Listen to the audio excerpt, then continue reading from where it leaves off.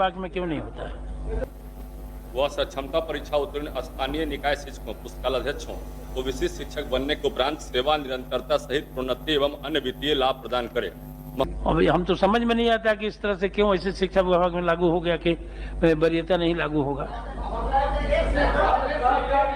हालांकि वो लोग परीक्षा एगो दूगो नहीं दिया है, हमेशा लेते रहे हैं। ये विभागीय अधिकारी इसको उलझा के रखना चाहते हैं, सारे लोगों से सलामी ठुकवाने के लिए। किसी को वेतन नहीं मिल रहा है, किसी का पैन नंबर के चलते पेंडिंग है, लेकिन आप वेतन निर्धारण के लिए समिति तो बना दें और सेवा निरंतरता तो हर हालत में देना होगा, क्योंकि विभाग के जो भी पदाधिकारी हैं वो आपको भ्रम में डाल रहे हैं। राज्य सरकार में और माननीय मुख्यमंत्री जी की सदिच्छा के बदौलत 60 वर्ष तक का उनका सेवा विस्तार कर दिया गया और नियोजित शिक्षक अगर वो बने तब न सक्षमता परीक्षा दिए। हाँ ठीक है, बोलने दीजिए माननीय मंत्री को।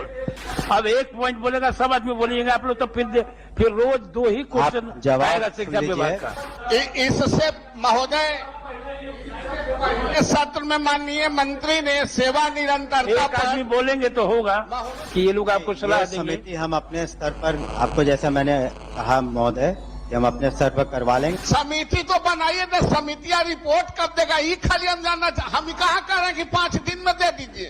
सीमित प्रतियोगिता परीक्षा द्वारा एक सेवा से माननीय सभापति महोदय का जवाब तो उसमें अगर कोई कमी है तो कम्यूटेशन का जो प्रावधान है उसको हम लोग पुनः समीक्षा कर लेंगे, देखेंगे कि अगर उसमें कोई कमी रही है या कहीं कोई विसंगति है जैसा कि आप बता रहे हैं, उसको पुनः हम लोग रिविजिट कर लेंगे। सामूहिक प्रश्न है, उन शिक्षकों को मिले। महोदय, अभी यूनिवर्सिटी सर्विस कमीशन से बहालियां हो रही हैं और जो वहां उस परीक्षा में, उस इंटरव्यू में अपियर हो रहे हैं, माननीय मंत्री जी को पता होगा, वो पीछे से 10 वर्ष 15 वर्ष के एक्सपीरियंस दे रहे हैं और उनको मार्किंग हो रहा है एफिलिएटेड कॉलेज से। हेडमास्टर में भी इन्होंने अपने शिक्षक को दिया, डाइट में दिया, और अब जब यहाँ टाइट कर रहे हैं तो कहते हैं देख लेंगे।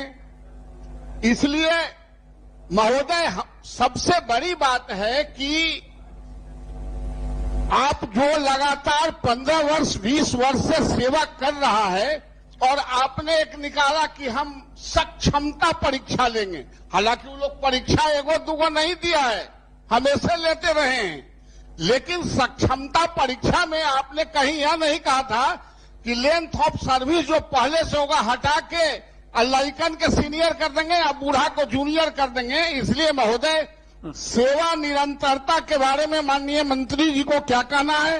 अर्जिता अवकाश जो जरूरी है, ये 2-3 सवाल है, इसलिए प्रोन्नति का सवाल है। इसलिए महोदय, माननीय मंत्री से हम लोग उम्मीद करते हैं कि ये छोटे मोटे जो प्रॉब्लम है, ये विभागीय अधिकारी इसको उलझा के रखना चाहते हैं, सारे लोगों से सलामी ठुकवाने के लिए। आप इससे निजात दिलवाइए।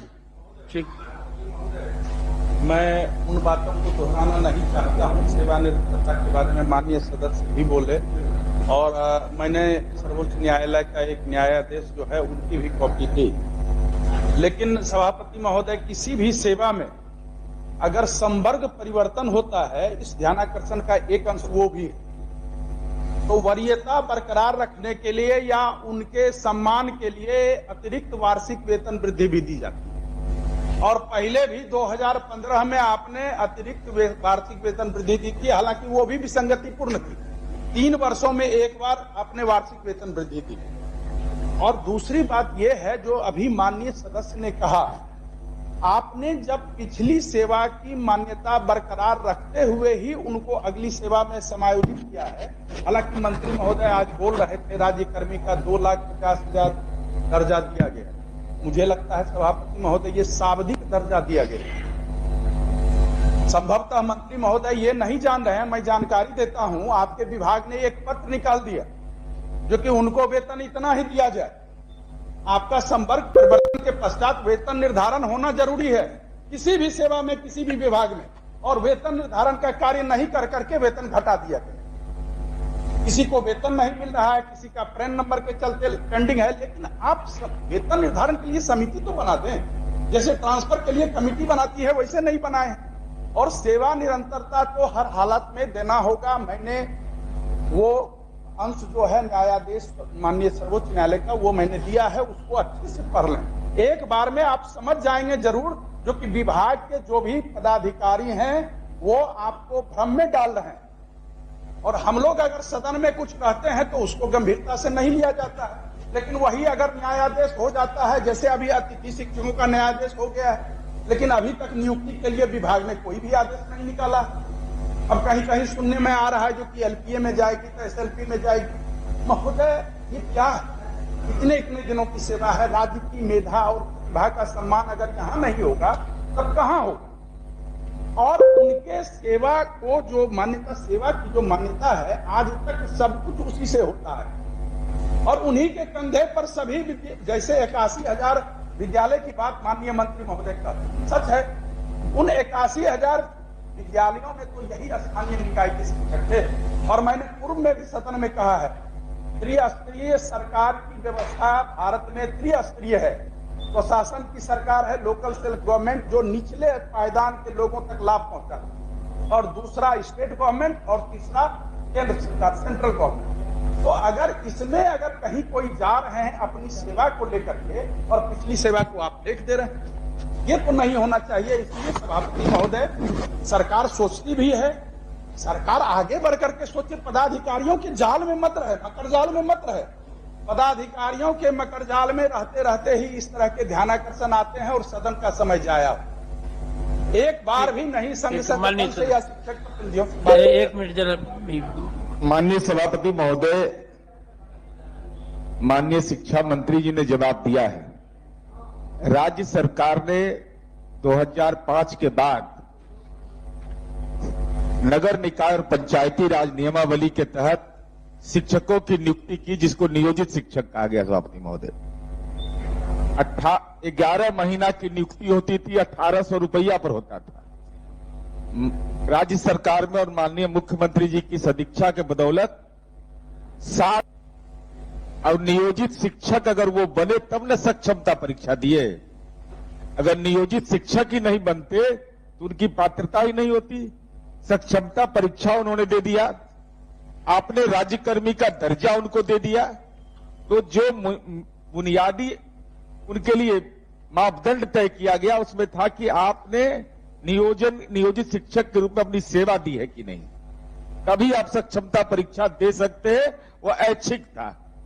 तो हम केवल माननीय मंत्री जी से यह अनुरोध करते हैं कि इस पर गंभीरता से, इतना काम आपने शिक्षकों के लिए किया, सब जगह सरकार का यश मिलता है, लेकिन कुछ एक जगह पर ऐसी परेशानी होती है कि हम लोग भी तर्कहीन हो जाते हैं। वहां जब संवाद करते हैं शिक्षकों से तो वह बोलता है कि हम लोग 15 साल 16 साल क्या कर रहे थे, हमको सक्षमता परीक्षा क्यों दिलवाया आपने।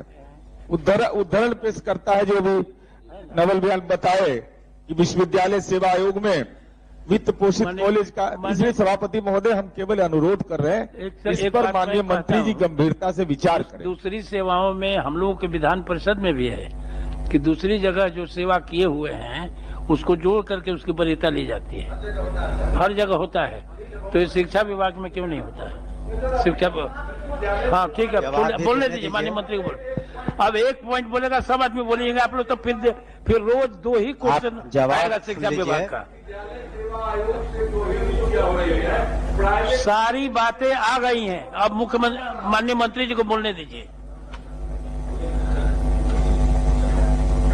माननीय सभापति महोदय, भी तो भेग आता है। जो बातें माननीय सदस्यों ने उठाई हैं, तो ठीक है, उसको हम रिविजिट करेंगे, पुनः इसकी समीक्षा करवा कर हम एक कमेटी बनवा देंगे, और जो इसमें सही बातें हैं जो लागू होने लायक होंगी वो लोग हम लोग करेंगे। एक कमेटी वरीय पदाधिकारी के सेक्रेटरी के जो अभी ज्वाइन किए हैं उनके अंतर्गत बनवा देंगे, और जो और उसको 1 महीने का समय बजट के बाद। मंत्री जी, आपसे विशेष आग्रह है, समिति नहीं नीति बनवा दीजिए। नहीं तो समिति को जल्दी से हो जाए करके उसके बाद हम लोग जरूरी है निर्णय ले लेंगे। अब हम तो समझ में नहीं आता कि इस तरह से क्यों ऐसे शिक्षा विभाग में लागू हो गया कि वरीयता नहीं लागू होगा।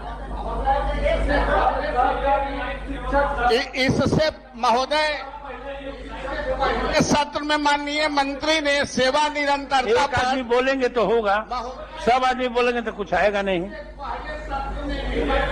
ने आश्वस्त किया था सेवा निरंतरता पर के लिए, ठीक है, इसलिए वो बात आगे हो जाएगा, बढ़नी होगा, चाहिए, होगा। वहीं पर रुका नहीं रहे अगर महोदय। आपको कठिनाई हो तो कहिए, हम समिति बना देते हैं अपने ई का कि ये लोग आपको सलाह ये देंगे। समिति हम अपने स्तर पर, आपको जैसा मैंने कहा महोदय, कि हम अपने स्तर पर करवा लेंगे, और जो निरंतरता है या जो भी इन्होंने प्रश्न उठाए हैं 1 महीने के अंदर बजट के बाद, कि बजट सेशन में काफी कार्य रहता है, उसके बाद जो ठीक होगा ठीक। उसको करेंगे। महोदय निर्धारित, ये बात तो लास्ट टाइम भी माननीय मंत्री ने कहा था, 15 दिन, 10 दिन, 11 दिन, 1 महीना, 2 महीना, 2 साल, 5 साल बजट सत्र के बाद, आए? बजट सत्र के बाद, चूंकि अभी बजट में व्यस्त रहते हैं लोग, जी, जी। उसके बाद इस पर समिति बना के अपना विचार करेंगे। समिति तो बनाइए ना, समितियां रिपोर्ट कब देगा, ये खाली हम जानना हम कहाँ कह रहे हैं कि 5 दिन में दे दीजिए, अप्रैल के लास्ट तक दे देंगे, हैं? अप्रैल के लास्ट तक आग्रह है। ठीक है महोदय, वैसे समिति आसन का निर्णय सर्वोपरि है और उसको ये सलाम निर्णय करते हैं। नहीं, आग्रह है कि हो जाएगा, निर्णय ठीक नहीं है महोदय।